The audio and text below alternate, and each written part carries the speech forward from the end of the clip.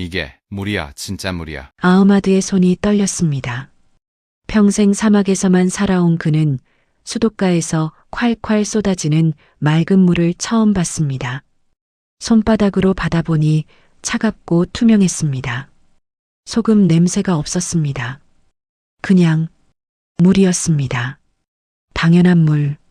세상 어디서나 마실 수 있다는 그 당연한 물을 그는 47년 인생 처음으로 마셨습니다. 눈물이 났습니다. 왜 우는지 스스로도 몰랐습니다. 그냥 흘렀습니다. 3일 전만 해도 이 자리엔 모래바람만 불었습니다. 거대한 기계들이 멈춰 서 있었고 세계 최고라는 기술자들은 짐을 싸고 있었습니다. 희망이라는 단어가 이 사막에서 완전히 사라지던 그 순간 낡은 버스 한 대가 먼지를 일으키며 도착했습니다. 5명이 내렸습니다. 한국인이었습니다. 아흐마드는 그때를 떠올렸습니다. 솔직히 비웃었습니다. 독일도 미국도 실패한 이 사막에 고작 5명이라니. 근데 지금 그의 손엔 기적이 흐르고 있었습니다. 이것은 아흐마드가 직접 목격한 72시간의 기록입니다. 대한민국이 사막에 새긴 기적의 이야기입니다. 이런 가슴 뜨거운 이야기 앞으로도 계속 전해드릴게요. 아직 구독 안 하신 분들 지금 구독 버튼 한 번만 눌러주세요.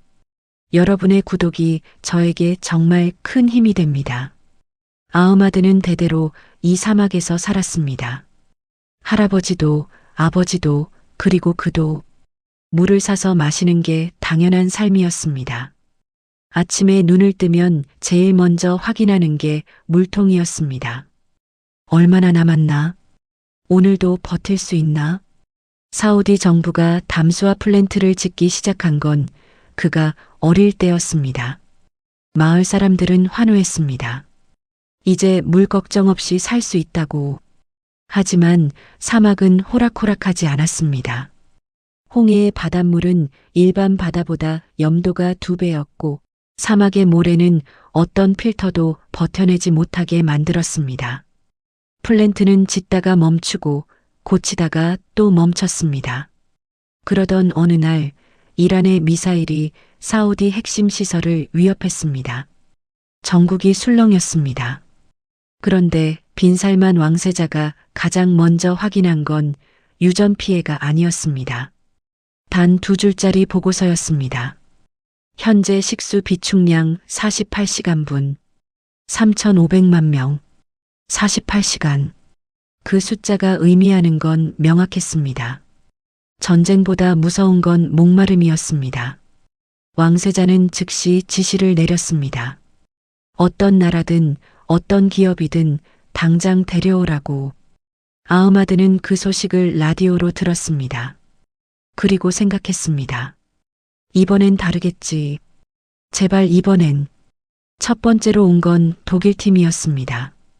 트럭 수십 대에 장비를 가득 싣고 왔습니다. 아흐마드는 현장 인부로 고용됐습니다. 독일 기술자들은 흰 셔츠를 입고 에어컨 앞에 앉아 태블릿을 두드렸습니다. 말투는 자신감이 넘쳤습니다. 언론에서는 지멘스가 사우디를 구한다고 떠들었습니다. 2달이 지났습니다. 필터가 막혔습니다. 모래였습니다. 미국 팀이 왔습니다. 지휘 로고가 박힌 장비들이 줄지어 들어왔습니다. 계약금만 수조 원이었습니다. 이번엔 다를 거라고 했습니다. 3달이 지났습니다. 기계가 멈췄습니다. 초고염수를 버티지 못했습니다. 일본 팀, 중국 팀, 프랑스 팀 차례로 왔다가 차례로 떠났습니다. 갈 때마다 남기고 가는 건 보고서뿐이었습니다. 기술적으로 불가능한 환경, 추가 연구 필요, 제도 전시, 재계약 요망. 아흐마드는 그 보고서들을 직접 날랐습니다. 점점 두꺼워지는 실패의 기록들을. 어느 날 밤 그는 플랜트 앞에 혼자 앉아 생각했습니다. 우리는 평생 이렇게 사는 건가? 그때 수자원 청장 알마이너스 라시드가 마지막 전화를 걸었습니다. 대한민국 K워터. 들어본 적 없는 이름이었습니다. 버스에서 5명이 내렸습니다. 아흐마드는 숫자를 세고 또 셌습니다. 5. 정말 5명이었습니다. 독일은 수십 명을 보냈습니다. 미국은 더 많이 왔었습니다. 근데 한국은 5명. 짐도 별로 없었습니다. 커다란 장비 컨테이너 대신 노트북 가방과 공구함 몇 개.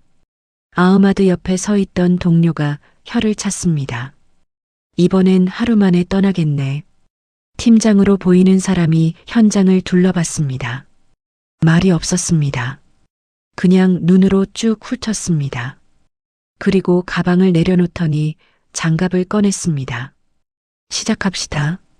그게 전부였습니다. 통역사가 아랍어로 옮겼지만 굳이 번역이 필요 없었습니다. 그 눈빛이 말하고 있었으니까요. 가방 안엔 세상 어디에도 없는 기술이 담겨 있었습니다. K-워터가 10년 넘게 개발한 초고염수 담수화 기술, 그래핀 산화물 나노 필터, 사막의 온도와 모래 농도를 실시간으로 읽어 기계를 보호하는 AI 시스템. 처음부터 이 사막을 위해 만들어진 것들이었습니다. 아흐마드는 그날 밤 아내에게 전화했습니다. 한국 사람들이 왔어. 뭔가 달라. 이튿날 아침 6시. 아흐마드가 현장에 도착했을 때 한국 팀은 이미 일하고 있었습니다. 해도 안 뜬 시각부터 팀장은 파이프 옆에 쪼그려 앉아 뭔가를 측정하고 있었고 막내로 보이는 팀원은 필터 부품을 분해하고 있었습니다. 기온이 올라갔습니다. 47도. 습도까지 더하면 숨이 막혔습니다. 다른 나라 기술자들이 에어컨 앞으로 들어가던 그 온도였습니다. 한국 팀은 나가지 않았습니다. 팀장이 직접 파이프를 짊어졌습니다. 용접기를 잡았습니다. 아흐마드 옆에 나란히 앉아 땅을 팠습니다. 땀이 모래 위로 뚝뚝 떨어졌습니다. 아무 말 없이 그냥 했습니다. 아흐마드는 처음엔 어색했습니다. 외국 기술자가 자기 옆에서 같이 삽질을 하는 게. 근데 2시간이 지나자 이상한 일이 생겼습니다. 멀리서 구경하던 인부들이 하나둘 다가왔습니다. 그리고 아무도 시키지 않았는데 일을 시작했습니다. 점심시간 한국 팀은 현지 인부들과 같은 밥을 먹었습니다. 같은 그늘 아래 앉아서 말은 안 통했습니다. 근데 자꾸 웃음이 났습니다. 아흐마드는 생각했습니다. 이 사람들 우리를 사람으로 보는구나. 48시간째 되던 밤 하늘색이 변했습니다. 붉은빛이 돌더니 순식간에 모래벽이 밀려왔습니다. 시속 120km. 아흐마드는 평생 이 사막에서 살았지만 그날 폭풍은 달랐습니다. 눈을 뜰 수가 없었습니다. 모래가 살갗을 긁었습니다. 그리고 전기가 끊겼습니다. AI 시스템 화면이 꺼졌습니다. 담수화 플랜트 전체가 멈출 위기였습니다. 여기서 멈추면 정말 끝이었습니다. 아흐마드는 직감했습니다. 이번에도 떠나겠구나. 근데 한국 팀은 뛰고 있었습니다. 트럭 다 끌어와요. 폭풍 속에서 팀장 목소리가 터졌습니다. 현장 트럭 15대가 일렬로 세워졌습니다. 배터리를 하나하나 연결해 비상 전력을 만들었습니다. 아흐마드도 뛰었습니다. 뭔지도 모르면서 그냥 뛰었습니다. 부품 하나가 모래에 갈려 망가졌습니다. 교체품이 없었습니다. 막내 팀원이 주변을 뒤졌습니다. 버려진 타이어 더미. 그는 타이어를 잘라 맨손으로 부품을 만들었습니다. 설계도 없이 손 감각만으로. 새벽 4시 폭풍이 잦아들었습니다. 시스템은 살아있었습니다. 아흐마드는 그날 처음으로 한국팀 막내 손을 잡았습니다. 말 대신 그냥 꽉 쥐었습니다. 막내는 웃었습니다. 눈이 빨개져 있었습니다. 72시간째 되던 오전 파이프 앞에 사람들이 모였습니다. 아무도 말을 안 했습니다. 한국팀도 현지 인부들도 구경 나온 마을 사람들도 그냥 숨을 죽이고 바라봤습니다. 밸브가 열렸습니다. 처음엔 아무것도 안 나왔습니다. 1초, 2초, 3초. 아흐마드는 눈을 감았습니다. 제발, 제발. 물소리가 났습니다. 탁했습니다. 아흐마드는 심장이 내려앉았습니다. 그런데 10초가 지나자 맑아졌습니다. 20초가 지나자 투명해졌습니다. 손을 뻗었습니다. 차가웠습니다. 마셨습니다. 달았습니다. 그 순간 누군가 소리를 질렀습니다. 그게 신호였습니다. 사람들이 울기 시작했습니다. 아이들이 뛰어들었습니다. 노인들이 두 손으로 물을 받아 얼굴에 끼얹었습니다. 60년 묵은 저주가 풀리는 소리가 났습니다. 알라시드 청장은 병원 병실에서 영상통화로 이 장면을 봤습니다. 침대에 누운 손녀가 물었습니다. 할아버지 왜 울어요? 청장은 대답하지 못했습니다. 아흐마드는 한국팀 팀장을 찾았습니다. 그는 구석에 혼자 서 있었습니다. 조용히, 그 난리 속에서 혼자 조용히 웃고 있었습니다. 아흐마드는 아랍어로 말했습니다.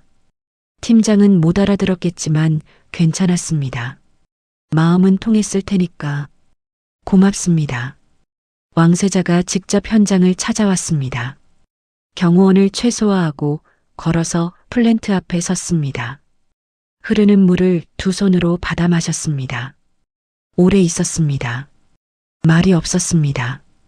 그리고 5명 앞에 섰습니다. 당신들은 기술자가 아닙니다. 이 나라의 수호자입니다. 66조 원짜리 독점 계약서가 나왔습니다. 사우디 석유 무제한 공급 약속도 나왔습니다. 세계가 깜짝 놀랐습니다. 어떻게 5명이 단 72시간 만에. 근데 아흐마드가 기억하는 건 그 계약서가 아닙니다. 한국팀이 떠나던 날 아침, 아흐마드의 딸 파티마가 달려왔습니다. 8살, 작은 손에 물 한 컵을 들고 있었습니다. 수돗물이었습니다. 우리 집 수돗물. 처음으로 나온 우리 집 수돗물. 파티마가 팀장에게 컵을 내밀었습니다. 팀장은 무릎을 꿇고 눈을 맞췄습니다. 받아 마셨습니다. 그리고 말했습니다. 맛있다. 통역 없이도 알았습니다. 파티마가 깔깔 웃었습니다. 아흐마드는 그 장면을 평생 잊지 못할 겁니다. 사막에 무릎 꿇은 한국인, 아이의 웃음소리, 그리고 콸콸 흐르는 물소리. 대한민국은 그렇게 사막에 기적을 새겼습니다. 66조짜리 계약이 아니라 한 아이의 웃음으로. 우리는 늘 그래왔습니다. 묵묵히, 땀으로, 진심으로.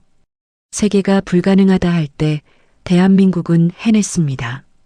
오늘 이 이야기가 당신의 가슴을 뜨겁게 했다면 구독 버튼 한 번만 눌러주세요. 대한민국이 자랑스러운 이야기 계속 가져오겠습니다. 대한민국, 당신이 자랑스럽습니다.